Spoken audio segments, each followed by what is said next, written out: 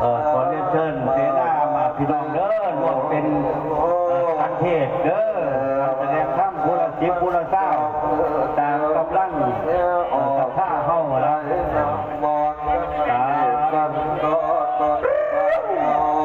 เชิญเด้อพระเวทเอ้ยเท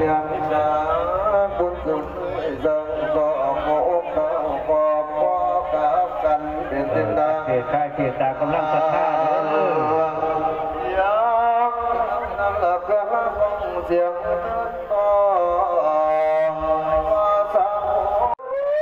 อันเชิญเด้อขน่อยโอ้ยเทศสะดอนก็ได้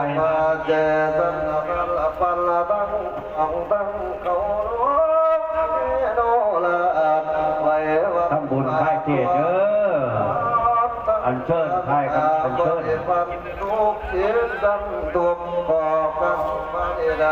โอ้ยไปบ่ได้แล้วผู้นี้วินเลยก็ตุก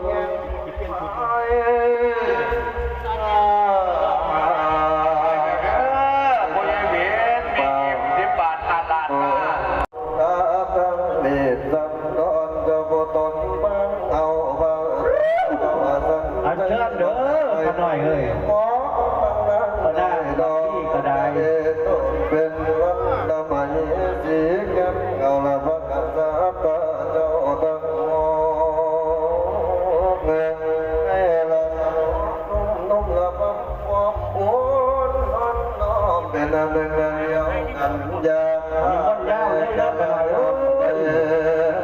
ดังว่าแม่กัลยาณดังบังนินตาเจนะเจ้าผู้ตนองค์อาจในกามจิงสา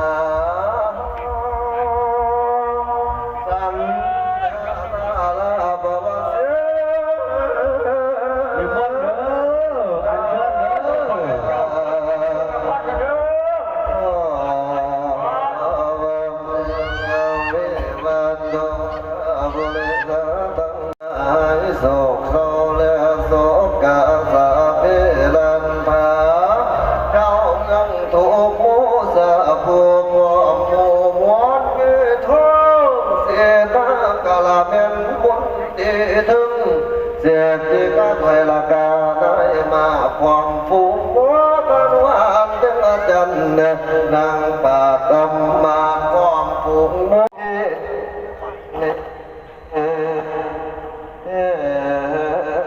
เขาก็ไม่ใจดีบ่โศกเศร้าลำเมาเต็มดุงในไปพงอิมาว่าเนื้อดอกกับผู้เจ้าเต่าไอ้รึกสลายใบล้นดอกไปคนมองดูอันเกินเด้อกันหน่อยเลยมองมองในศึกษากันบ่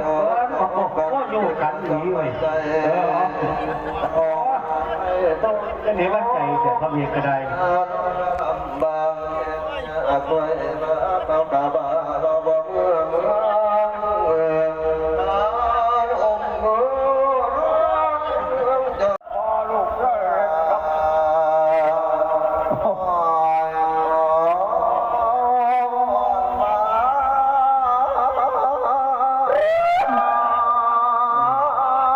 เจ้าสร้างเอ้ยอยากเป็นว่าบ้านคงต้นบอลดูพี่น้องเพิ่มกำลังโชคดีเด้อเจ้าเขาเจ้าป้าก็ได้เสียละสิฟ้านาคอนไปให้เมืองในสุดฟ้าโอ้ยจะเป็นเสียงดีแต่น้อขน่อยลาเปาเสียในบ้านในมุนมองเจ้าบุญเดินเด้อ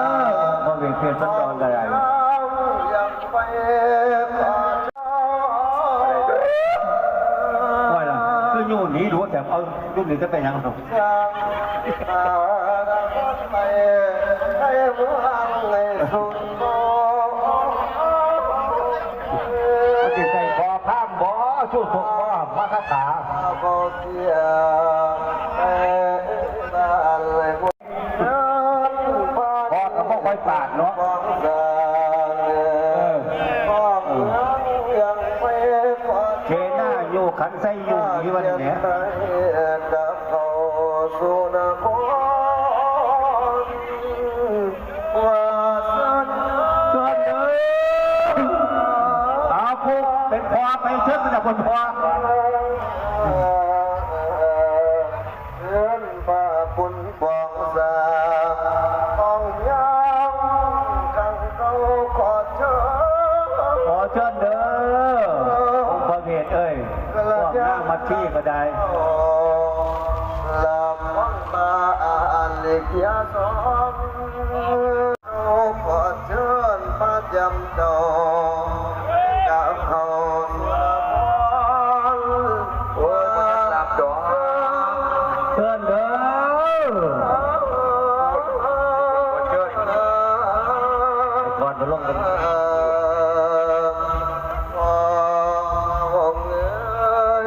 จะเสียบาละเทียมเนให้ร้างในศูนย์ปอยาสีลาเฝ้าเสียไม่ย่อยองอาภัยเชิญพระพุทธปองสางฟ้องยังยังไปโปรดเมตตาขอเชิญพระจำจองกับเขาสุรพรว่าหลับดอก เชิญเด้อ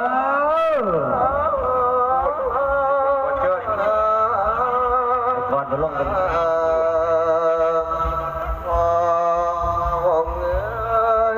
จะเสียบาละเทียมเนให้ร้างในศูนย์ปอยาสีลาเฝ้าเสียไม่ย่อยองอาภัยเชิญพระพุทธปองสางฟ้องยังยังไปโปรดเมตตาประชาธร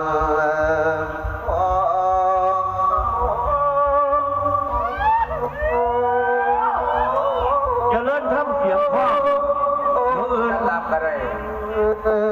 เว้พ่อพระองค์เอ๋ย